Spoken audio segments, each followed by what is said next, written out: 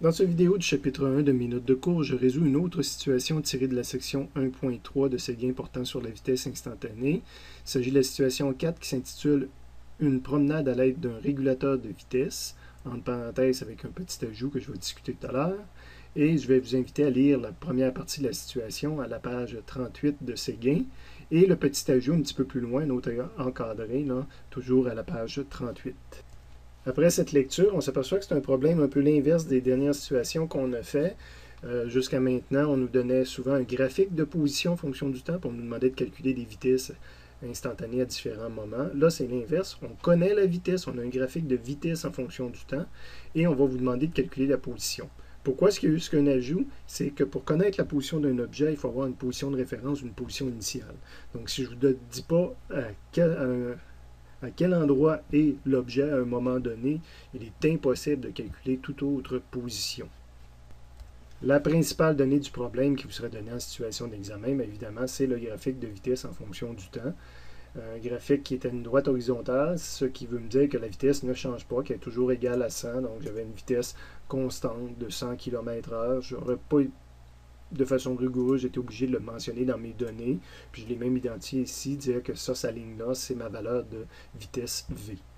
L'ajout, lui, nous fournissait des informations supplémentaires. Donc, dire qu'on va considérer que le problème a débuté à 16 heures, que la vitesse initiale connue, c'était une vitesse qu'on connaissait à 16 heures, T0, et la position à ce moment-là, c'était 250 km.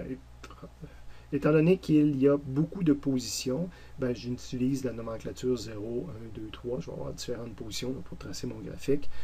Mon graphique, justement, de position en fonction du temps. Donc, c'est un graphique de mètres en fonction du temps qui s'écoule. Encore une fois, ce n'est pas les problèmes typiques, là, schéma, données, schéma, formule et chiffres dans la formule. Il reste que je peux essayer de montrer certaines choses. Le T0, ben, c'est 16 heures, donc je l'ai probablement identifié sur le dessin ici. Et le X0, 250 km/h, puis je cherche les positions subséquentes connaissant une vitesse, ben, je l'ai quand même illustré à l'aide d'un dessin typique de cinématique, donc un axe des X. J'ai mis mon objet en position initiale à quelque part ici probablement, donc ça permet de montrer le X0, T0, et je cherche une vitesse, ben, je cherche les valeurs de ce vecteur-là qui va changer au fur et à mesure que l'objet va se déplacer. Qui va changer pas de longueur, parce qu'évidemment, on est à vitesse constante. Donc, le vecteur aurait toujours la même longueur, mais je veux dire, il va changer, il va suivre l'objet. C'est la première fois qu'on résout un problème de cette nature-là à partir de vitesse aller vers position. Donc, on va retourner dans le résumé, voir qu'est-ce qu'on a de disponible. Je suis dans le résumé à la deuxième page pour le chapitre 1. Donc, au départ, on avait travaillé là, avec vitesse, un graphique de position, puis on déterminait la vitesse. Un peu plus loin, à peu près au milieu de la page, vous avez l'inverse, position à partir de la vitesse instantanée. Donc, vitesse instantanée connue, puis je vais calculer la position. Donc, je vous rappelle que c'est l'équivalent d'un calcul intégral, sauf qu'on va le faire avec une méthode graphique où ce qu'on va calculer des aires sous la courbe, ou je devrais dire entre la courbe et l'abscisse. Si l'air est en dessous, ça va être un air qui va être négatif dans ma formule. Si l'air est en haut, ça va être un air qui est positif. Cet air-là correspond à du déplacement carrément. On voit R est égal à delta X. Donc cet air-là correspond à du déplacement. Je cherche des positions.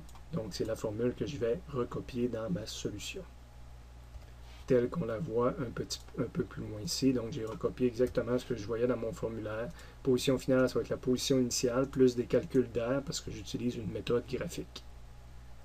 Et on va appliquer ça un certain nombre de fois pour avoir des points pour tracer une courbe. Je vais le faire pour un premier point, que je vais appeler X1, qui va être calculé à partir de la position initiale X0 de 250 km/h, plus une certaine R. Ben là, évidemment, il faut déterminer quelle R, à quel moment que je le calcule. Ben moi, je vais le calculer 15 minutes plus tard.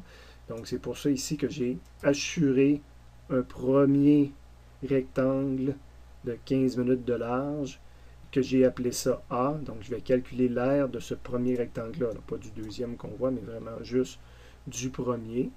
Donc, je vais avoir la position au temps T1. Ben, T1, ça va être 16 heures et 15 minutes. Je viens d'écrire une équation, je ne connais pas de x1, puis je ne connais pas la valeur de a, je ne l'ai pas calculé encore, donc pour moi, j'ai fait une utilisation d'une formule de physique et ça va me générer deux inconnus. Évidemment, ce que ça me prend, c'est une valeur pour a, bien ça, c'est un calcul d'air. Donc, on pourrait aller dans les résumés géométrie, je n'y vais pas, mais on peut trouver l'aire d'un rectangle qui est actuellement très connu, mais base fois hauteur. Il reste que je devrais aller dans le résumé pour voir comment qu'elle est écrite pour la réécrire identique au résumé.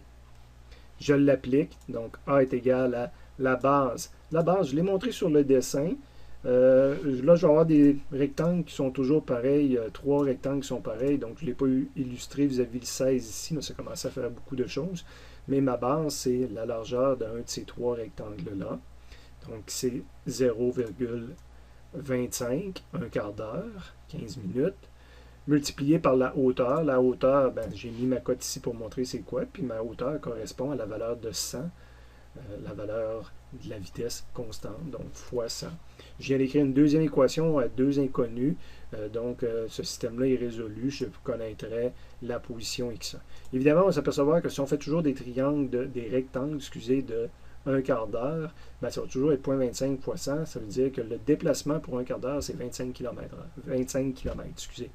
Donc, c'est sûr, je suis à vitesse constante, ben, si à chaque 15 minutes, à chaque intervalle de temps pareil, ben, je vais avoir augmenté de 25 km/h.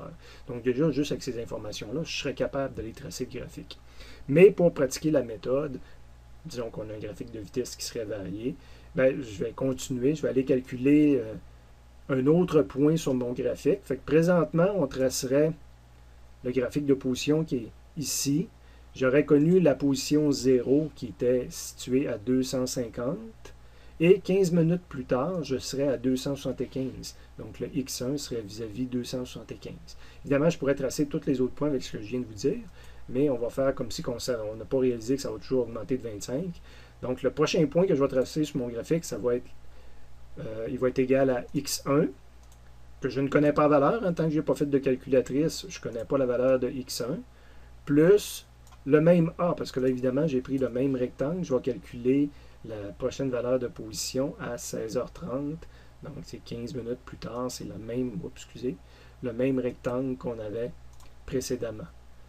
Donc, le A, il est connu. En utilisant le même rectangle, c'est le fun. Le A, il est connu. Donc, c'est ma troisième utilisation. Et je suis resté à trois inconnus. J'ai augmenté juste de l'inconnu nouvelle qui est x2. Donc, ce système-là pourrait être les trois équations en vert rentrées d'une calculatrice et ça me donnerait un x2. Je vais continuer pour x3, donc une troisième position qui va être justement à 16h45. Ça va être le prochain A qui est ici. Donc j'ai augmenté encore de 15 minutes plus tard. Évidemment, le x3 est égal à une position x2 plus, encore une fois, l'air qui est ici, plus A.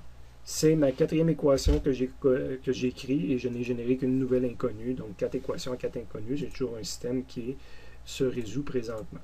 Et je pourrais continuer comme ça, mais pour montrer aussi qu'on peut faire des choses différentes, je vais aller calculer maintenant directement pour 18 heures. Donc, je vais appeler ça le point x8, parce que là, ici, on était rendu à x3, ça aurait été x4, x5, x6, x7 et x8. Donc, je vais l'appeler x8. Et c'est sûr que si j'aurais continué, j'aurais calculé 4 à partir de 3, 5 à partir de 4, etc. Puis j'aurais fini par 8 à partir de 7. Mais je peux dire, je vais calculer cette position-là à partir de la position précédente qui était connue. Donc, à partir de 16h45. Évidemment, je ne ferai pas plus A, parce que là, je vais me rendre à 18. Ben, je vais faire plus toute l'air qui est ici. Donc, je connais la position à 16h45. Je vais m'en aller tout de suite à 18h. Bien, la position à 18h, ça va être la position à 16h45 plus toute l'air qui est ici, l'air correspondant au déplacement pour cette durée de temps-là. Donc, ici, évidemment, on s'aperçoit que c'est 5 fois un rectangle A. Et je vous rappelle que l'air sous la courbe, c'est toujours du déplacement, c'est du delta x. C'est normal, on dit position finale est égale à position initiale plus de l'air plus du déplacement.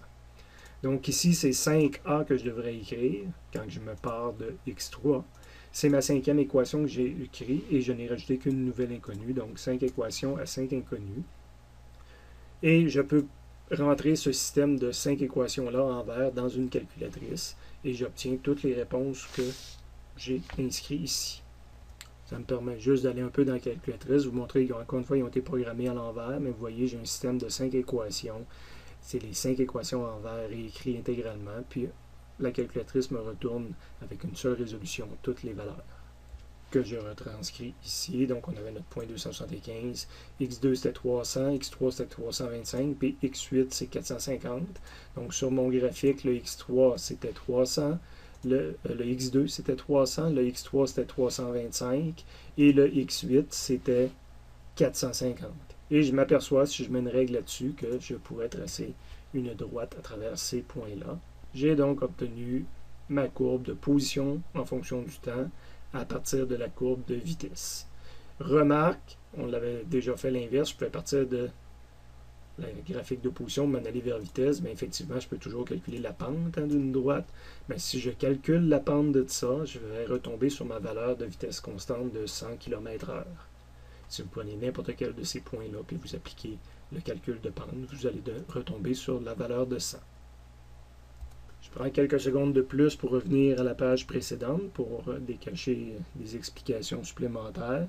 Donc, je vous rappelle ici que le delta B est mesuré sur l'axe du temps. Donc, quand je prends un petit intervalle comme ça, je pourrais appeler ça un delta T.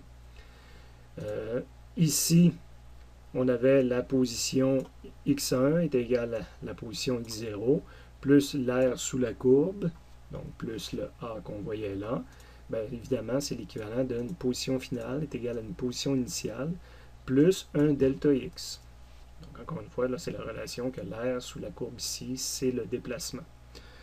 Remarque, quand je calculais le A, bien, je viens d'en faire une partie de la remarque. Le B, le point 25, c'était le delta T. Et la hauteur, c'est ma valeur de V. Puis évidemment, vitesse fois du temps, ça donne du déplacement. Donc, encore une fois, ça vient expliquer que l'air sous la courbe, c'est vraiment du déplacement. Autre remarque que je peux faire un petit peu plus bas, c'est quand j'utilise mes équations pour les manipuler, quand je mets la 2 dans la 1. Donc, la 2, c'est celle ici. A est égal à V fois delta T. Je la mets dans la 1, donc je vais écrire x1 est égal à x0 plus A, mais là, A, je le remplace par ces deux termes-là. Donc, plus V fois delta T. Bien, on voit apparaître quand on regarde cette forme-là, en ayant fait notre remplacement, bien, que le x1, c'est l'équivalent d'une position finale, le x0, c'est l'équivalent d'une position initiale. Le V, bien, je pourrais écrire V de x à la place fois delta T. Et ça, c'est une formule, c'est la formule la plus importante que je vous avais mentionnée dans une vidéo précédemment, c'est la formule d'un mouvement uniforme.